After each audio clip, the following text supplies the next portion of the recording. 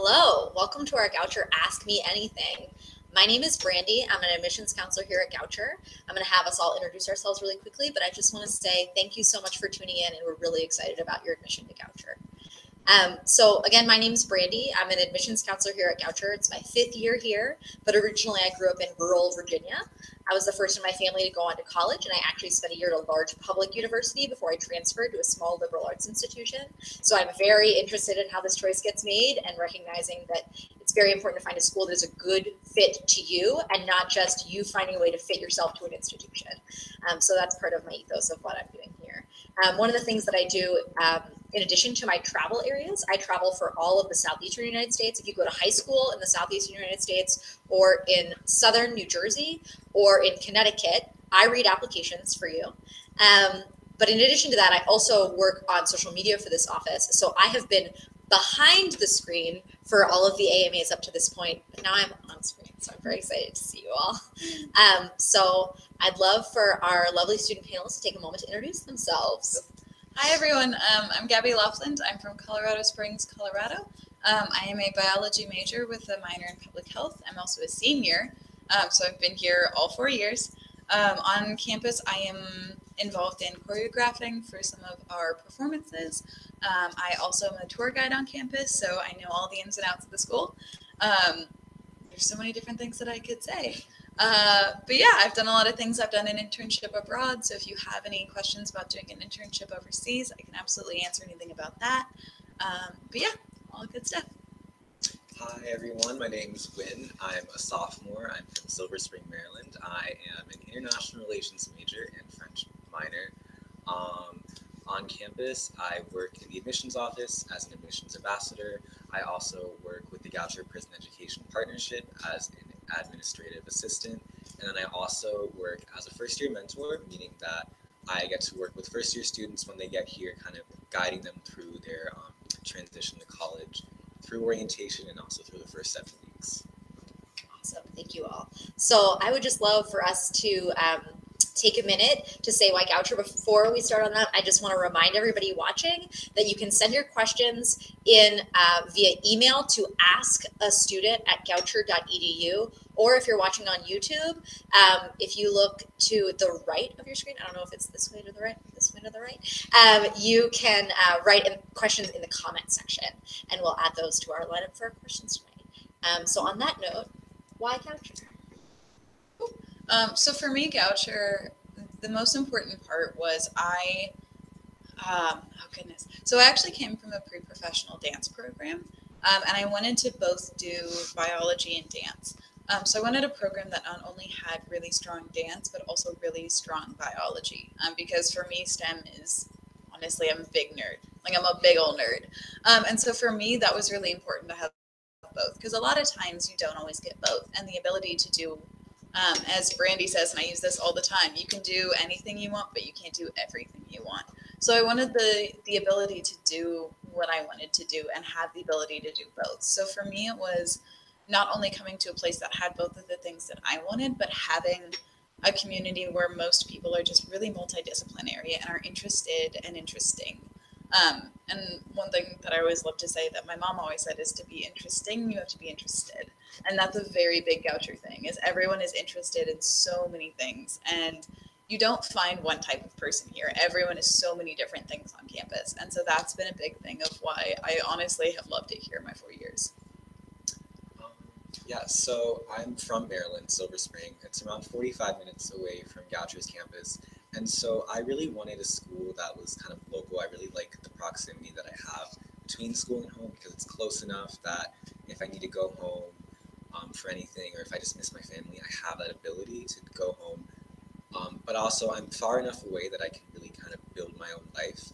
And what I really liked also was just the small environment of Goucher. I really liked the academic side of things, and as well as just the fact that a lot of people from my high school were going to a bunch of other schools in Maryland, and I was one of few, if not probably the only person in my graduating class that applied and decided to go to Goucher. I'm one of like 3 or 4 people from my high school on campus, and so it really kind of forced me out of my comfort zone, and it's really similar to Gabby's experience, where I really found myself just stepping out for myself and learning how to advocate for myself. I've made so many friends from all over the country, all around the world, and I think that has been really valuable for me. Awesome. Thank you all for sharing. So we have our first question. It is from Carla. Carla asks, if I don't live on campus, will there still be events and things I can come to for me to be able to make friends and have that full college experience? It sounds like Carla's thinking about being a commuter. Do you want to talk about that a little bit, Lynn? Yeah. So the short answer is for sure. For sure, there will be ways that you can get involved. There's a lot of just events and programming during the day. It really just also depends on like how you choose to get involved on campus. Some people do that through academics, such as like our community-based learning programs, and that's really about extending your learning beyond the classroom, but it's more of like a you go with a group of Goucher students kind of thing. And I would still say, like, even with you not necessarily living on campus, there's still a lot of opportunities, whether it's grabbing meals or in between classes or your classes or doing group work with your peers. There's still a lot of ways that you can have that full college experience without necessarily having to live here. Anything you want to add, Gabby? And I would just say, like, there's always something going on campus. There's always something, from theater shows to sports games to just like the other weekend we had a random independent music festival in one of our dorms. And so there's a lot of different things that happen. And I know a lot of commuters actually like to hang out on campus on the weekends. So there's so much to do. There's so much going on. And so many students also really like to go out into Baltimore and just hang out in Baltimore and go down to DC. So there's honestly, there's a plethora of things to do. And I would argue that a lot of the commuter students feel as comfortable on the campus as the students who live here full time. Awesome. Thank you both. So James asks, as an incoming student, do you have any control about who your roommate is? Yeah, so to answer that, there is a kind of like computerized, randomized process as to your roommate, but you do have a degree of control over that. So later on, kind of around May, June time, through our website, our housing website, which is called the Housing Director, you'll actually have a kind of survey questionnaire thing where you can kind of fill in information about yourself, about your living preferences, and then our Office of Residential Life will try their best to accommodate that when they're kind of doing the thing that will pair you with your roommate. And not only that, but there is a Facebook group for students who are coming to Goucher. And actually Facebook 2023. Yes. And it's for your class specifically. And so you have the ability to also go on there and talk to different people and chat with different people and be like, maybe actually you might be a great roommate for me. And you do have the ability to go into that housing platform and request a specific student as your roommate. So if that's more your thing, that's also a great way to do it. But also with the survey that Wynn was talking about, there's been so much success with that. So.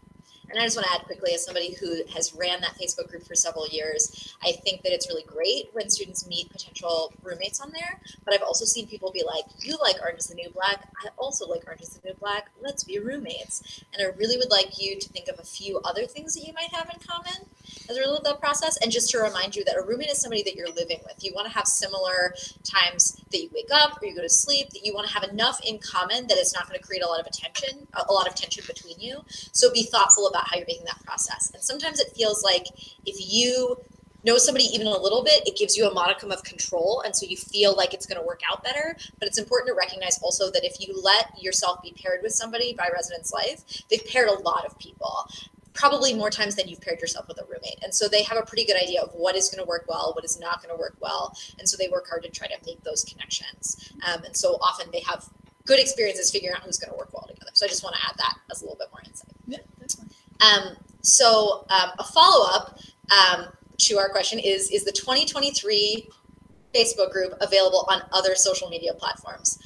Unfortunately, from Goucher, we're just running the Facebook group right now, but what I can say is that a lot of those students in 2023 Facebook group are immediately saying, like, let's meet up on Snapchat, or like, let's get on the group me. So if you do know anybody else in the incoming that is looking in the incoming class or an admitted student, there's definitely people who know who can kind of connect you to those opportunities. But what I'll also say is shoot, like right now in the YouTube comments, like find somebody else as an admitted student who wants to add you to some of those groups, I would say. Y'all can make those social connections in any places. Just going off the wire right now. So an additional question we have is from Olivia. What is the campus like, and how do students come from across the country like it? So Gabby, do you want to talk about your feelings?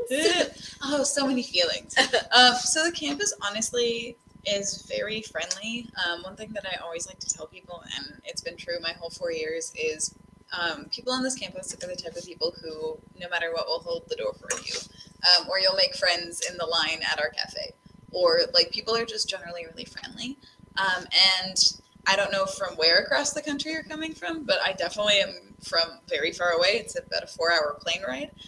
And honestly, I love it here. I have found it's been really interesting coming from a totally different place and getting to experience a whole, because honestly, Maryland is totally different from a lot of other places. And I think that's been so good for developing my own character.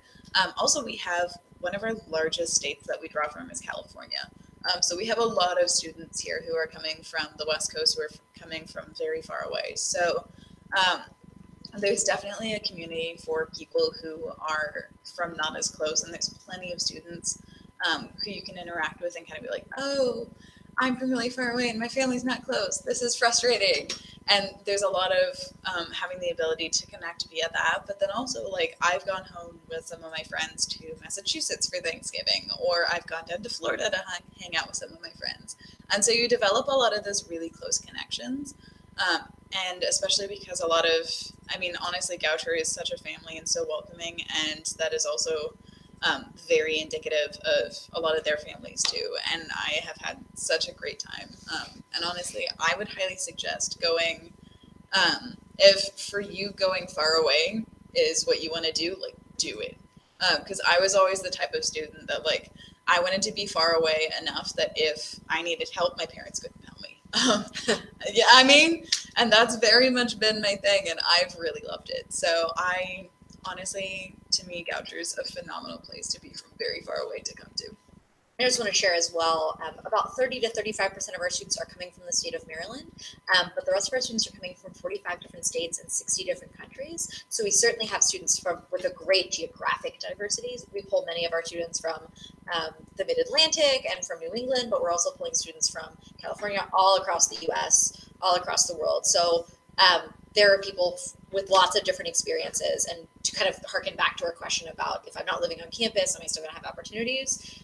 This is definitely not a place where people are just going home every weekend. For people like Gabby, for instance, in California, that would be logistically difficult. Yeah. And expensive. But so there's a lot of things going on campus, and part of that is because we do have students from so many different places and so many different backgrounds. Yeah. So our next question comes from Rianna, who asks, what pre-med courses does Goucher College offer? Another question for me. So I do follow the pre-med track. Goodness knows I have no idea whether or not I want to go to med school, which, by the way, it's totally fine if you have no idea what you want to do coming in. So the pre-med courses we offer are honestly the general pre-med courses you're going to take at any college. So for pre-med, you need to take things like general chemistry, microbiology, organic chemistry, cellular biology. We do have anatomy, biochemistry, microbiology, neurobiology. We offer all of those courses that you need to take. And so the thing with pre-med is it's a track to go to med school. Now, granted, a lot of students do take biology as their major if they want to go to medical school. That is not always the case. I know quite a few people who are peace studies majors who want to go to medical school. I know people who are dance majors who want to go to medical school.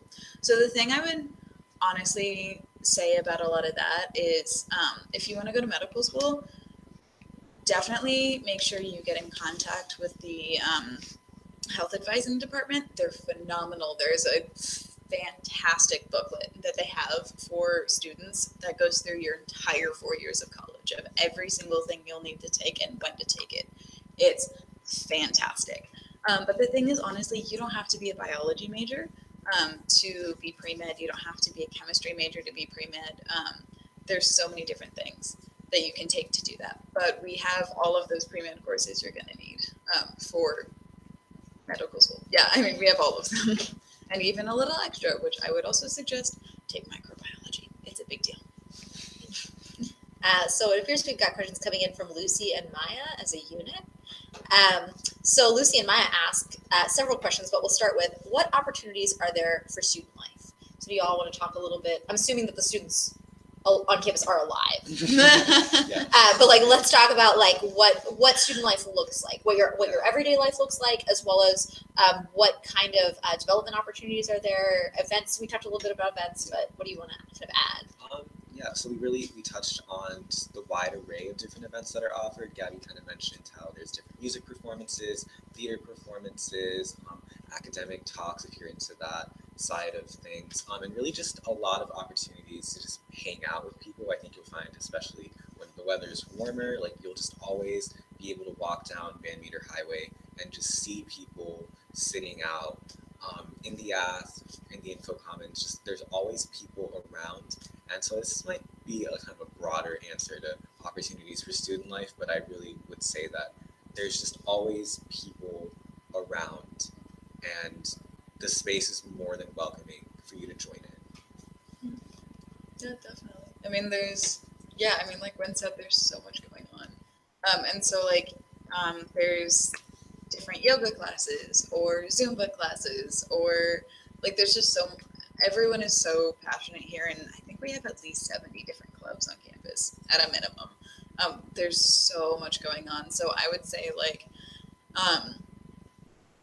to engage in student life, you just got to get out of your room, and it'll be right there for you, in front of you, everywhere you walk, and it's phenomenal. I love it. So an additional question from Lucy and Maia is, for dance majors, what are the performance opportunities, and are they specifically for dance performance?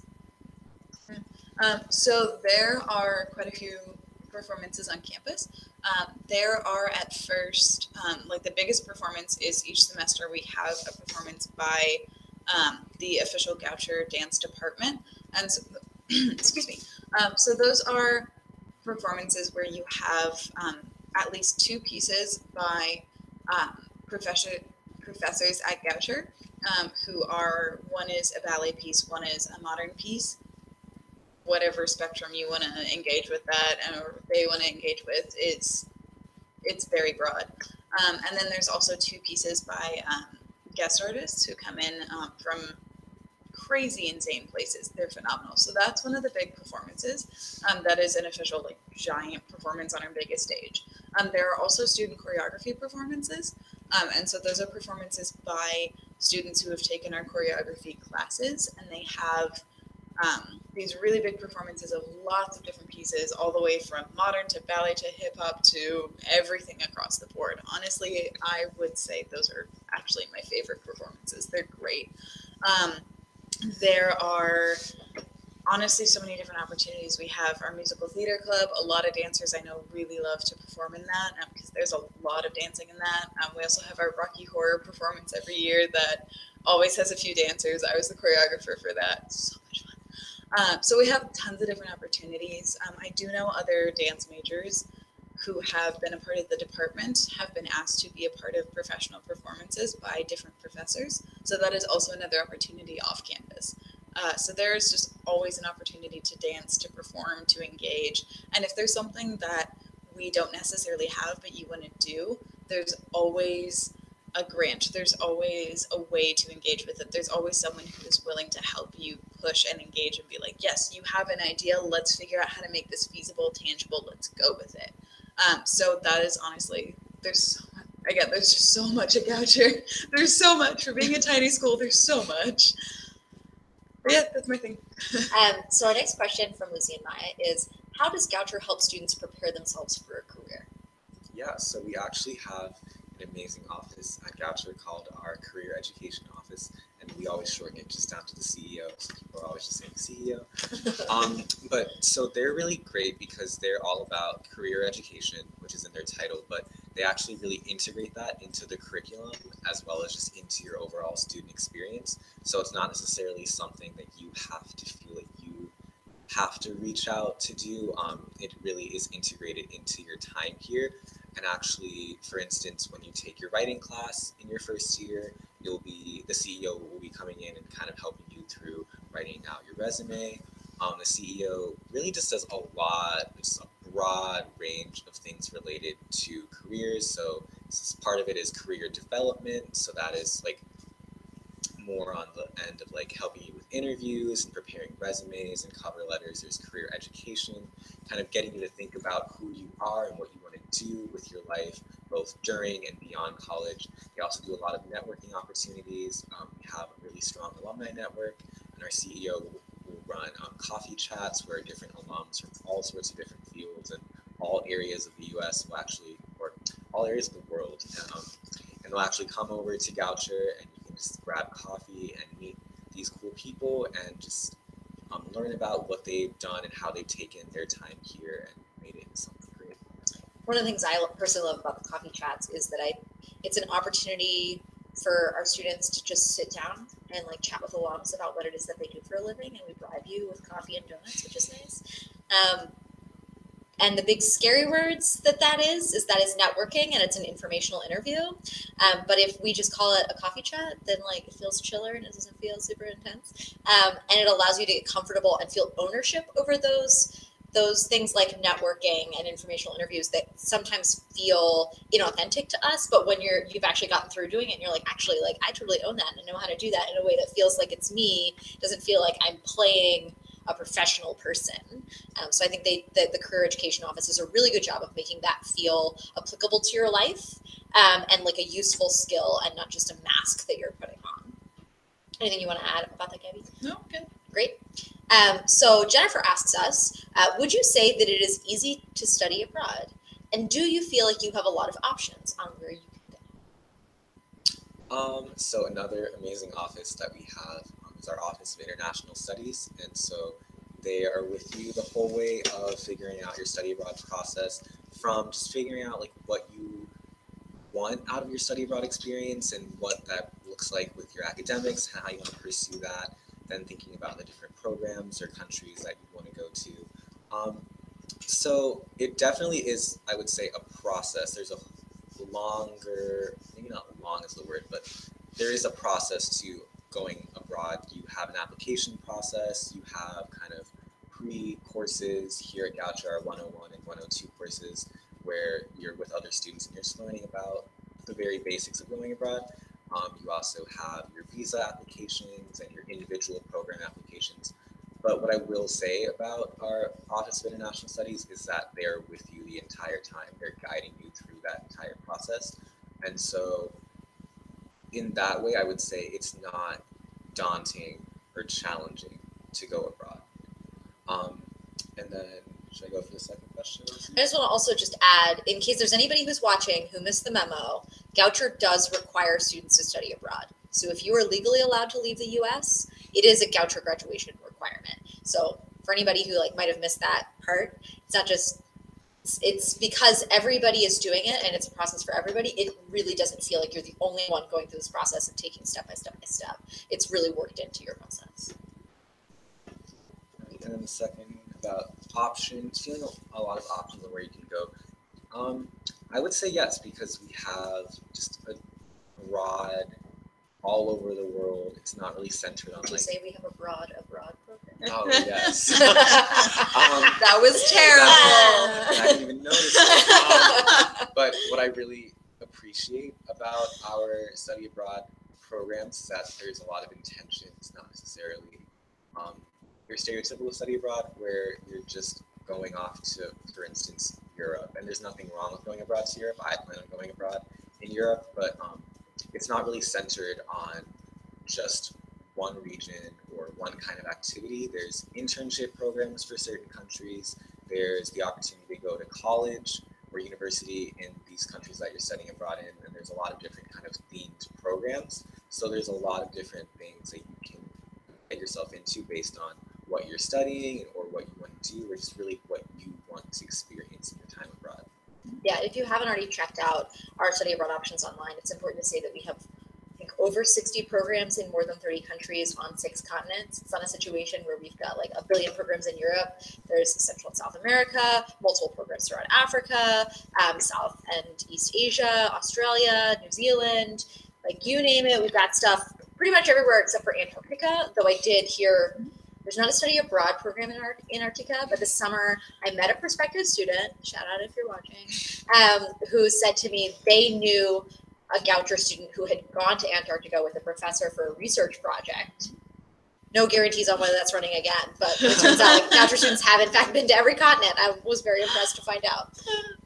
So we've got a question from Lena about how do we know how much we got from FAFSA? So the free application for federal student aid. I'm going to take this one if everybody's cool with it. So, hello. You all have been admitted. Awesome job. If you have gone to your Goucher online portal, you can log into that, and of course you can see that you were admitted. Any of you who haven't logged into your Goucher online portal, there's a very cute gopher head graffiti waiting for you there digitally. But in addition, you can also see your financial aid award. And if you haven't seen it either online or in person on a letter that came to your house, it's very important to note that in your acceptance offer, you got a merit aid award. But that merit aid is not it. You're also probably eligible for need-based aid. So if you haven't already submitted the FAFSA, do so. But if you are waiting on need-based aid, it should come within a few weeks, probably within 2 weeks of you getting your admissions award. But if you haven't heard from it, if you haven't gotten that yet, shoot us an email at askastudent@goucher.edu, and we'll check on it and we'll get back to you about that to make sure that you find out exactly how much you got offered for your need-based aid, which can include grant money from the institution, possibly grant money from the state if you're looking from the state of Maryland, possibly grant money from the U.S. government, loans through federal aid, and then potentially work study as well. So if you haven't seen that and you're expecting to see that, or you were like, oh, this money came in my admit letter, there might be more. We're not done yet. So if you have any questions about that, just shoot us an email and we can deal with that on a person-by-person basis. Because Lena, I don't want to tell everybody exactly how much money you got. Also, I can't check it while we're on screen right now, but we'll get back to you, okay? Cool. So our next question is from Eris. Are there any scholarships available at Goucher? I'm going to also take this question. So if you are applying to Goucher, we go ahead and consider every student straight off the bat for merit aid. So we look at your grades, your test scores if you look to submit them, other information about you to get a feel for you as a whole person. And so that merit aid offer is coming based on the merits of your application. We don't do a lot of extra scholarships. Wouldn't it be cool if you didn't have to jump through a bunch of extra hoops? I think so. So the only additional scholarships that are available that are like special scholarships is that we do have one for dance. We have already passed that time of students being able to apply for and get that scholarship for dance. So anybody who's watching who got the dance scholarship, congratulations. And then also if you are a Maryland resident who will be the first generation of your family to graduate from a four-year institution, four-year college or university, and if you are eligible for the Howard P. Rawlings Guaranteed Access Grant from the state of Maryland, if you meet those three specifications, it is possible that you are eligible for a scholarship. We're going to be sending you an email very soon to let you know that we are interested in that. So that's an additional scholarship possibility, but that's something that we contact students on an individual basis about. In general, we are just reading everybody's application, saying that you're rad, and tossing money at you. Hope that's cool. Our next question is from Autumn. Autumn asks, what are the residence halls at Goucher like? So the residence halls, for all first-year students, when you get here, you'll actually be living in our brand spanking new first-year village. Two of the buildings there just opened this past fall, and then the other building is only 2-ish years old. And so to kind of take it beyond brand new, they are designed in a way that really builds community. So you have kind of common spaces that you're always going to be walking through. I'm blanking. I feel like what I like about the common space is it's not just that you've got like a nice big TV that you could like watch the Emmys or the Super Bowl or whatever with people, but there's also a full kitchen on every floor off of every lounge, which I actually heard about this in the design process. Our dean of students was talking about like, oh, we're going to put one big kitchen in every building. And the students who were on the committee were like, no, every floor. And he's like, what about like, really? And they were like, every floor. And so right outside of your room, just steps away, you too can be stress baking during midterms. So that's an available option for you. Yeah. So. Sorry. And I see. I don't wish you were here, so I could just know exactly what you meant what it's like. But I will say, good amount of storage. The walls are drywall and not cinder blocks, so you don't feel like you're in some kind of cell or dungeon. They have cardboard tracks along the walls, so you can put So like corkboard. Corkboard, Yeah. Corkboard tracks up on the wall, so you can put art up on. We have decent, really nicely sized open closets.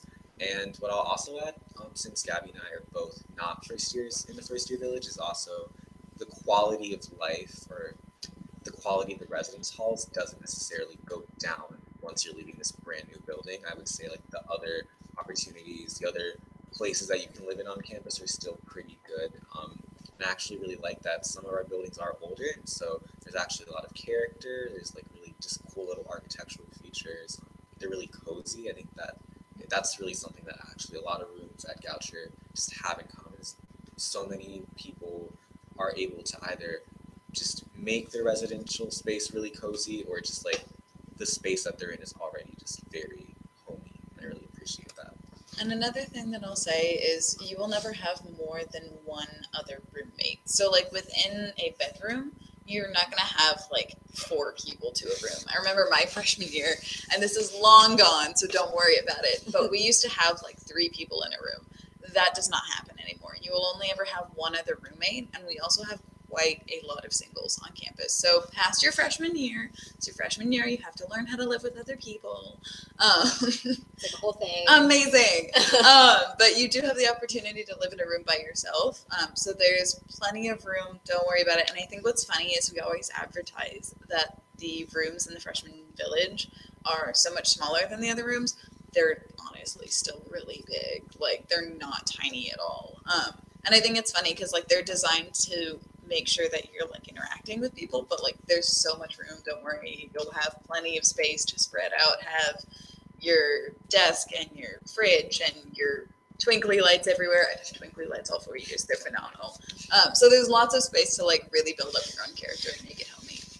Do you want to talk about what the social life is like within the first year residence halls? What that feels like? Yeah. So actually, I lived in P Cells, one of our first year residential halls last year, and I really just appreciated having a lot of people from my year just around me, because it meant that I had a lot of potential classmates and just friends from different clubs just really close by. Maybe meeting up with people, meeting up to go get food together really easy. I really did appreciate. I'm glad people fought for kitchens on every floor, because I loved having kitchens on every floor. If someone was cooking on my floor, I just went upstairs or downstairs to heat up my food. But I really appreciated the common spaces, study rooms. There were a lot of just different ways that the residential halls were really just a cool place to be for my first year. And I think it really did kind of shape my first year. So Zakiah, I hope I pronounced that right, asks, how does Goucher help first year students feel at home if they're feeling homesick or adjusting to the new environment? Okay, so to give you a sneak peek of how our orientation scheduling works, is that really when you first get here, it's almost as if you don't have an opportunity to linger and think about how much you miss home and how much you miss your old life, because we're really throwing you into your new life. You're immediately meeting new people. You're immediately doing new things. Your first few days here will be spent learning about your new life here at Goucher, having a ton of opportunities to meet new people. But really also beyond that, your first year mentor is a person that you can go to talk about different things.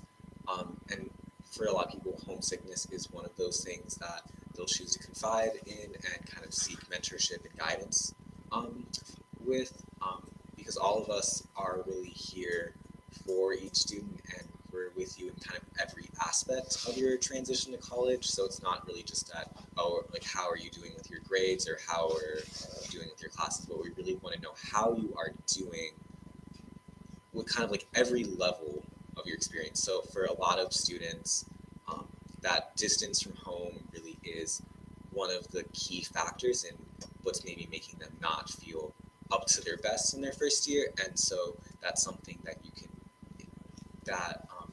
if you communicate that to the people around you, there's a lot of different ways that you can work that through. Yeah, I think it's also important to say you're not the only one who's going to feel homesick. Like, college is a really big transition. It is almost definitely different from anything that you've experienced. It's not going to be identical to what you've experienced before, and for a lot of people, it's a really big change. And so it is okay to feel weird about it sometimes and excited about it other times, or both of those things at the same time. And that is, I think, one of the benefits of living with other first-year students is that you're around people who are also having that experience, and so it doesn't feel quite so lonely or isolating in the same type of way. Yeah. And what's also really nice for me is that, like, because Goucher is such a small community, the faculty and student relationships are honestly so close. And that one thing that really helped me throughout my freshman year, because I'm very clearly from far away, is talking with the faculty, because they honestly, like, they want to get to know you and understand you and work with you so well. And, like, talking with other professors who, like, were from a totally different area of the world or anywhere else or had a similar experience was really helpful too, because not only do you have people who are your same age who are experiencing the same thing, but you have people who've gone through it before who are willing to talk with you and be like, okay, here's how to do it, here's other people to talk to, and, like, also just make you feel like it's normal, because it is normal, but feeling normal is really tough. It's really tough. Great. So our next question is from Avalon, who's asking, is there a way to get your own room? Short answer, yes. Long answer, also yes, but it really just depends on your situation and I guess where your reasoning for perhaps needing or wanting your own room comes from. We do have a few in our first year village. For instance, we have a few medical singles for students with disabilities. You can work with our Office of Accessibility Services as well as our Office of Residential Life to kind of figure out if you have a disability, what that could look like for you in terms of living on your own. And then I would say, though, for your first year, really one of the points is to really learn about living with other people. It's really just an important thing to know. But past your first year, there's plenty of opportunities to get your own room, either in a single or in a room within a suite or apartment. So there's ways for the longer answer. Yeah, I think part of what we're thinking about is many of our first year students haven't lived away from home before, and so they haven't truly gotten the chance to watch Black Mirror for like 48 hours straight, which is sort of a dangerous direction to take it in, but seems extremely common, is to isolate yourself and then watch a lot of Netflix by yourself, which is isolating. So having a roommate, I think that's part of what's important about thinking about purposefully about a roommate is if you are a person who really prefers to come back to your room and not talk and have quiet, introverted downtime and recharge without other people being around, you're going to want a roommate who's also down for that, right? So thinking about what your kind of resting place is, what do you do to recharge? Do you really want to chat with people, or do you want to just like have some quiet time for alone activities? Like thinking about that in the roommate process is very important. And there are definitely people who want to sit in silence with you. I promise you that. Yes. So our next question is from Elias, who asks, what opportunities for internships or apprenticeships are there at Goucher? So we have a lot of different opportunities for internships, both kind of on campus and in the area, but I can answer it for kind of on campus. There's a lot of research opportunities with faculty.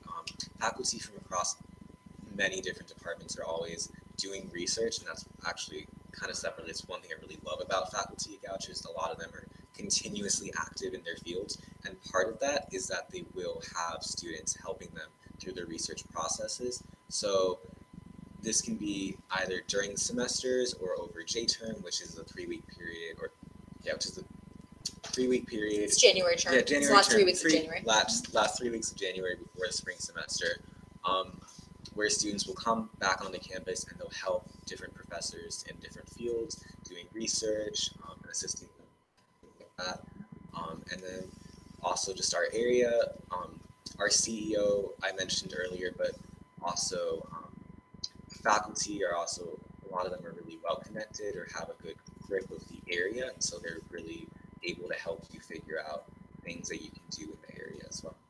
And one thing I would highly encourage is, while there might be specific like internships that are sectioned out, it's also a really great idea to look up companies that you're interested in and then be like, hey, do you need someone to come out and help out for a couple weeks? And that's a phenomenal way, because most companies are always happy to be like, yeah, little extra help, come on in, help out. And also showing that self-advocacy is a really great thing for when you are applying to other jobs. So I would also highly encourage that too. And I mean, like Gwen said, we are in a phenomenal area that has so much around. So there's lots to do. So Olivia asks, how much of the student population commutes? Do you all know the answer to the question? You want me to take it? I believe that this past class is one of our largest classes of commuter students. I think we had 30 students out of our 420 incoming students. That sounds true. We're gonna say that's true. I'm like, what's the exact count? So it's less than 10% of our students are commuting, there's commuter students have to be 30 miles or less from campus in order to have the option to commute. So our next question is from Richard. What do students usually do over the weekend? Students, what do you usually do over the weekend? What do I do? Well, I'll be honest. What I mostly do is at work. I like money. I like working. Honestly, a lot of the times what I do is hang out and play video games or board games with my friends, have snacks, go into Baltimore. I think this weekend I'm actually going down to DC to a couple of the Smithsonian museums. I love museums. God, I'm such a nerd.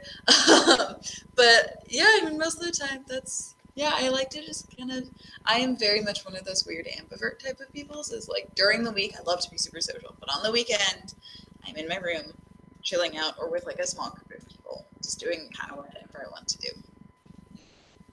To walk you through my past weekend, on Friday night I had a rehearsal for something, and then after that rehearsal I went to a music performance that my friend was a part of. It was like a local DIY band thing. That was really fun. Saturday I hung out with my friends. We kind of went off campus to go shopping, came back. That night we went to go see a play. Sunday was a study day. Weekends before that, we at one point went into the city. We tried out this new place, new place for us. It was our first time there. It's called Clavel. So also a lot of students like going off campus, either into Towson or into Baltimore City on the weekends. That's a good time to go. We also have our College Town Shuttle, which allows you to get into the city and to just all the different places there.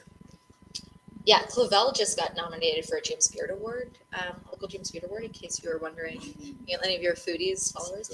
And on that food, I just want to, I have heard a rumor, true, false, is brunch at Mary Fisher Dining Hall like a major weekend and a social event? Oh, yeah. Yeah. Yep. You want to talk about brunch a little bit and maybe even a little bit about the food at Goucher?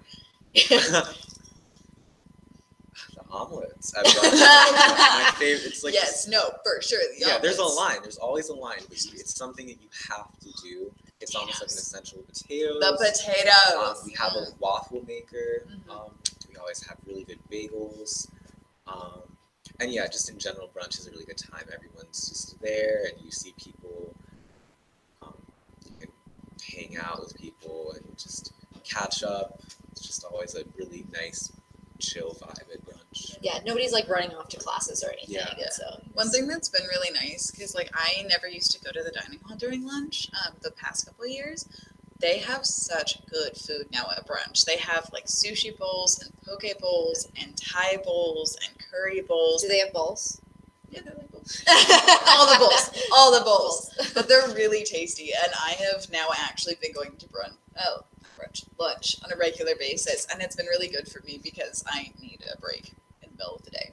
And I honestly think the college is doing that so they can encourage students to like take a seat, eat some food, chill out, then go to your next class. Yeah, and we're lucky we're consistently ranked by Princeton Review as top 30 in the country for our food. So if you haven't had a chance to eat on campus and you're going to be visiting us in the near future, please join us for a meal. So Autumn asks, are the dorms different than any other college dorm? Do we have special college dorms? So what I will say I about like to call them residence halls. That's just me though. So what I will say about that is I have visited my friends at other colleges across the country, and we have windows, which I will say other colleges I've been to, the windows are like you can fit your face within the like width of them. They're so small. So I will say we have real windows.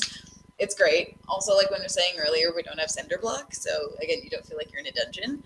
And I will say, like, because I visited so many different colleges, and this is not like a drag on other colleges, but a lot of other places I went to, it felt like you were being shoved in a closet, to be honest. And I actually have a real sized room and not a closet. So that is what I will say about that.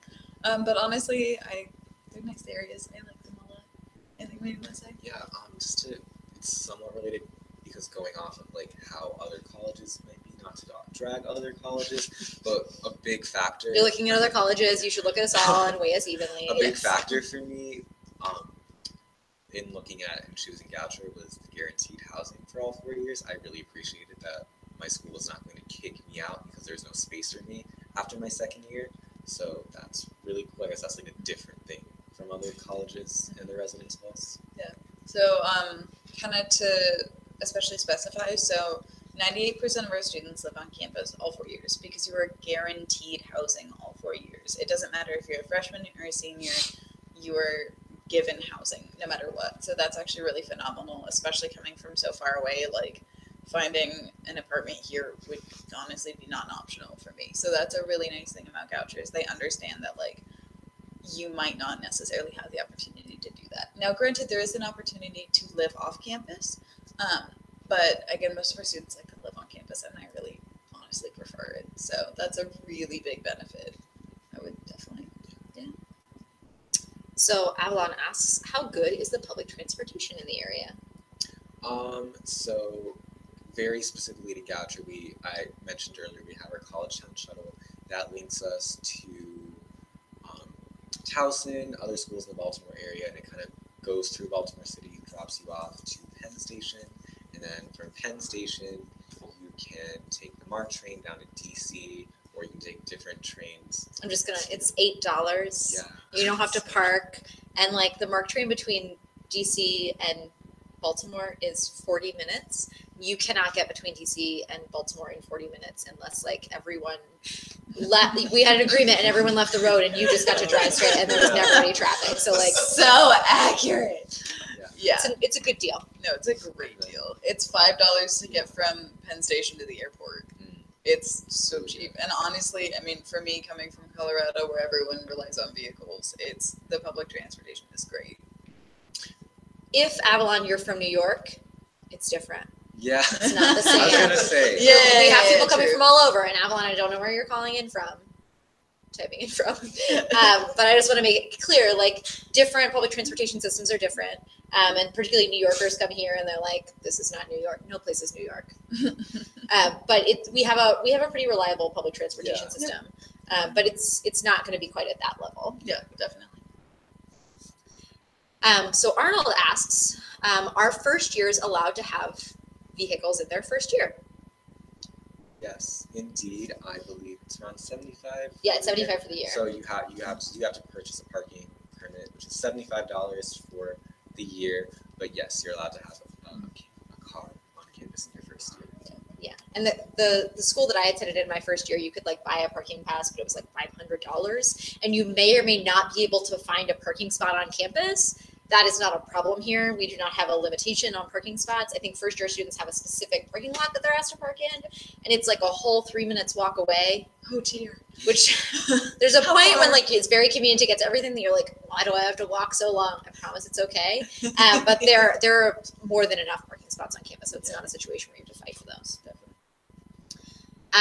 Noelle asks, do you personally know anyone who has designed their own major? If yes, what is their experience like? Sophia right now is, hope she's waving from over there. Sophia is one of the people taking your questions and funneling them to us. She was on one of our earlier Ask Me Anything. So if you go back and look at our past archived Ask Me Anything, Sophia talked in detail about her independent individualized major and her plan for that. And I'm sure you'd love to do more on that. But if you want to ask any other specific questions of her, I'm sure she'll be the one answering those questions. Do you all have anything you want to add on screen since you're the one sitting there? I do know a handful of people who've done that. And I think to short answer, it's very cool seeing how people are able to take really different disciplines and make it their own. One of my friends is, I believe, a social peace building IM. So she's combining peace study and psychology, and a third, and I think public health. And so that's really interesting because she's actually taking international relations class with me now about responding to mass atrocities. And so it's really interesting to just see the knowledge that she's bringing into my class, as well as what she's getting out of our class into building this individualized major, which I think is really cool. Yeah, and I will say it's a lot of work. It's not going to be a walk in the park, but honestly, all the people I know that do their own individualized majors love it. So it's the kind of work that's really 110%, honestly 200% worth it. So if you're thinking about doing that, like, I would super suggest looking into it, but also just know what you're getting yourself into. Yeah, and an IIM, they're really meant to be a combination of 3 or more areas. So it's not a situation where you're like, but I like one thing and I also like a second thing. That's double majoring or having a major and a minor is much more direction to go in for that. And IIM is interdisciplinary and pulling together 3 or more areas. So that's an important thing to understand. It's totally normal to double major or to have a major and a minor here at Calder. Yeah, it's very doable. I think both of us have that. Yeah. So Calder asks, what kinds of theater opportunities are available to non-theater minors? Plenty. So many. I think one thing that is really great about the theater scene at Goucher is that there's so much student run. There's so many student run productions, and those are always open for students within theater and not within theater to audition for those or to take part working on those, either like on stage or behind the scenes. A lot of my friends are involved in theater, and a lot of them are also not theater majors, and they just do it because they love theater. Yeah, I mean, one of our, so we actually have a position in the office called Senior Fellows. You only don't know the specifics about that, but one of our senior fellows in the office, his name is Chris. So he is an international relations and French double major, and he does all of that. And then in his free time, he is directing multiple plays at a time. And so that's a big thing, is like, you don't have to be majoring or minoring to participate. And that's honestly a big thing I love about Goucher, is if you love something, you could be a part of it. And so that's honestly, that's a massive bonus for sure. I was just talking to a student today and saying that something I wish that I'd heard in general before I went to college was you don't have to have it written on a piece of paper for it to be real. Like, you can get involved in extracurricular activities, you can take classes and things, and it doesn't have to be certified to mean that you really did it and that you can talk about it and play it forward to your future life. I was involved in swing dance club in college, and over 10 years later, dating myself, over 10 years later, I am still involved in swing dancing, and it has had a major effect on my life and also on the work that I do and how I do it. I've gotten a lot of skills out of that. Like, I can swing dance, you can too, but like, you can take the things from your extracurricular life and play them forward, and it's still super real, and it's not less valid because it's not stamped on a piece of paper. So Olivia asks, what co-curricular opportunities exist in music, such as orchestras, lessons, ensembles, jam bands, etc.? Okay, Jam bands specifically. to address all of those, what I really love and appreciate about our music programs at Goucher is that you don't need to be a student of music or enrolled in music classes to necessarily be a part of groups. So, for instance, my first year, I played the cello with the Goucher College Orchestra. I am not studying music in any capacity. That was the only time I was ever taking a class with the course code of music in it, but that opportunity was there for me. You do have lessons and different ensembles of different genres of music and for different instruments or for voice. And we also, on Goucher's campus, have a really active DIY independent music scene. We have an independent music club as well as a newly created online music club. I think they're, I know I think they're, I'm not sure if they're separate, but they're two, they're both there. And so what I really love, because I will always go to them, is if you're into kind of DIY music, independent music, there's a lot of shows that we have on campus that are always fun to go to on Friday nights. And really you'll find that a lot of students are just musically inclined, and they'd be more than happy to just have fun and collaborate on putting music together. Yeah, we have a cappella groups, we have orchestra, we have jazz bands, we have independent music, we have, again, literally everything. There's always something new, and I'm like, yes, I know all the things we're doing at Goucher, and then like the next day I'm like, just kidding, I know nothing, it's fine. Because everyone's creating and doing and changing and figuring things out, and so like, yeah, it's fine. So I'm sorry if I don't say this properly. Khalilah, do you feel it was hard for you to get used to the workload or to living on campus?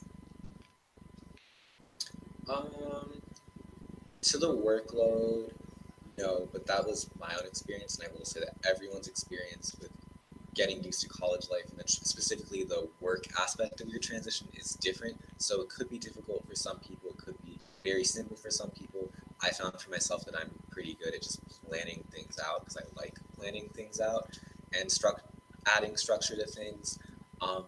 But if you are not good at that, or you need help with that, we have resources like our Academic Center for Excellence that can really help you make that a part of your academic time at Goucher. So for me, not super hard for the workload, and for living on campus, also not difficult, but definitely different. It was definitely a process. It was a transition because it was my first time in my life living with a ton of people my own age, my first time having a roommate. So it was just a process. It was an experience. And I will say, with a lot of the classes you're going to take in your first year, they do work to transition you into what, because the thing is, for me, it's not as much about the workload, but thinking in a college mindset. Because some classes you have, and don't worry, you're not going to have this your freshman year, but like some classes you'll have 20-page papers, some classes you'll have exams in, so it's more about like getting used to what the type of work in college is. And so like those intro level classes, or the center paired exploration courses, those are going to kind of work to get you into that mindset and get you into that flow. And then as you progress throughout college, yes, it does get more difficult and more kind of meaty. But again, honestly, the professors do a really good job of helping you like work through getting to those different points. And then living on campus, I honestly, in a lot of ways, found it easier than living at home, because you walk 2 minutes and you have a library. You walk 2 minutes and you have food. You walk 2 minutes and you have a gym. So I actually found it a little easier. That's why parking 3 minutes away feels far. Yeah, this is true, but I like walking everywhere. Honestly, I prefer walking everywhere to driving my car everywhere. So I personally found it easier, but I think it's super dependent on the person. So. We have a few more questions we're gonna answer. Dante asks, if you're enrolling with an undecided major as a first-year student, do you think that the staff help a lot in helping you decide and helping you understand what it is that you want to do? Yes, definitely. And you will have, in your first year experience, you will have a advisor, and they will be, I believe, in contact with you starting over the summer, and they are a amazing resource and they're solely dedicated to helping you figure out what it is that you like to study, what it is that you want to study, what that looks like for courses that you need to take. I personally found that it was very easy. A lot of the faculty, or all of the faculty here, are really approachable. They're really willing to talk to students and figure out how they can best help in figuring out what it is that you want to do. And one thing I would highly highly suggest, all of this is my culmination of the 4 years, is if you're in a class and you feel like you really connect with a professor, go and just sit down and talk with them. Even if they are doing something totally out of left field from what you think you want to do, honestly, if you connect really well with a faculty member, they can connect you to somebody else who may be in the field that you want to be a part of, or they'll help you kind of bounce off ideas of what you think is what you want to do or what you want to work on. Or even if they might potentially be in a field that you want to get into, like, just if you're comfortable with them, like, go sit, talk to them. I mean, one of my professors, she'll literally just give you tea and have a conversation with you. And I've honestly felt that is, because, like, I might be a biology major and pre-med concentration, but I still don't know what I want to do.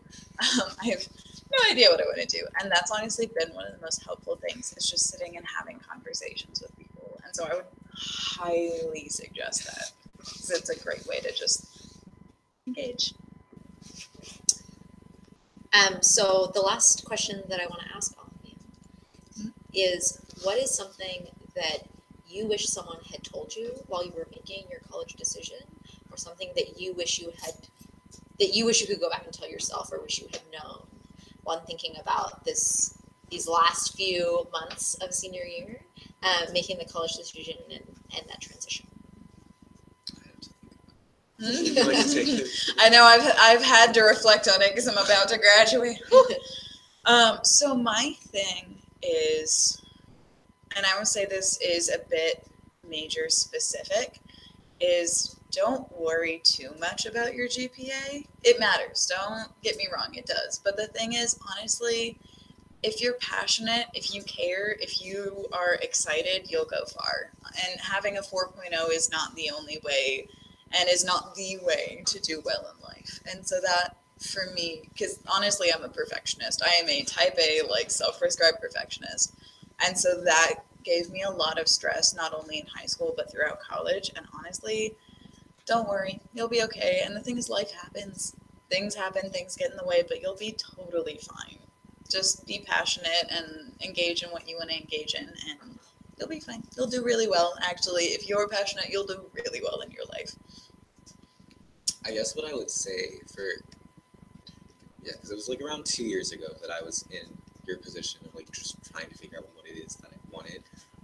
And so really it is that asking yourself that question, what is it that I want, and really thinking about yourself, I'm not at all discounting the importance of your families in this process, or your friends, because those are all super valid parts of the college choosing process. But really, what is it that you want?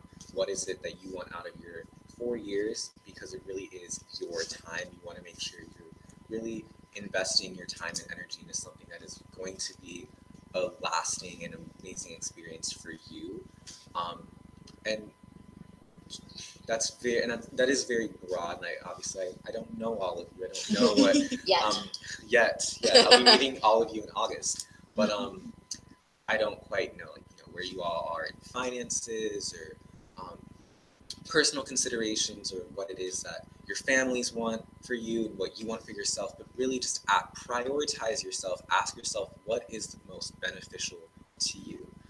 Because really it is you coming here. It is you going to college, and it will be you walking across the stage with your bachelor's degree. I feel like the thing that I wish that I had known is it's important to ask your questions out loud. It's not enough to have them in your head and be like, well, I wonder if I could start a badminton club. Like, ask somebody, ask several somebodies, get multiple opinions. Mm-hmm. If you're like, will I be comfortable at this place as insert your identity here?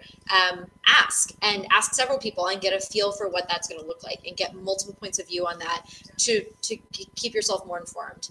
As an admissions counselor in particular, don't extrapolate. Like don't just ask one person and be like, well, I like their answer to this, so the other things are probably fine too. Like, dig in, ask those questions, get the detail, and truly know what you're getting into, so that you feel ownership over this process. Yeah, be shameless. Yeah, be shameless about using your network, your connections, about your thoughts. Because honestly, so what if you're wrong? So what if it's not something you can do? Like, that's the whole point. Be absolutely shameless. That's what I wish I did. Be shameless. So on that note, So thank you all so much for tuning into our third Goucher Ask Me Anything. We are going to be hosting one more. It's a little while out, so please mark your calendars for Thursday, April 25th for 9 p.m. Eastern Time, 6 p.m. Pacific, not Central, Pacific. Sorry, everyone. Hi, West Coast friends. We also hope that in the coming weeks, you'll take the opportunity to visit Goucher during one of our Gopher days. There are admitted students open houses. There are 3 different chances, Monday, April 1st, Saturday, April 13th, and Monday, April 22nd. Also, if you're ready to commit to Goucher, you can submit your intent to enroll form and your deposit through the application and financial aid status portal online. If you haven't gotten access to that, check your email. It's in there. Check your email. That's like my number one rule, like through the next few months, check your email. And you have until May 1st to make that decision. That's the universal reply date. If you did not apply early decision, pretty much every college in the U.S. is going to give you until May 1st to make that decision. So you still have time. Also, if you haven't already checked out opportunities for our Goucher Bound programs, which are going to be admitted students programs that are possibly in a city near you, check out our admitted students website off the admissions page and figure out where those dates are if you haven't already signed up. So we hope to see you on campus soon. We also want to remind you that if you can't make it to one of these major days, you can also come for individual visits. You can check out our online scheduler. All that information is there. Take advantage of the opportunity to take a class, to eat a meal on campus, to meet with current students, professors, staff, etc. But we hope to see you on campus soon and right back here for our last AMA at the end of April. So thank you all so much. Bye. Bye.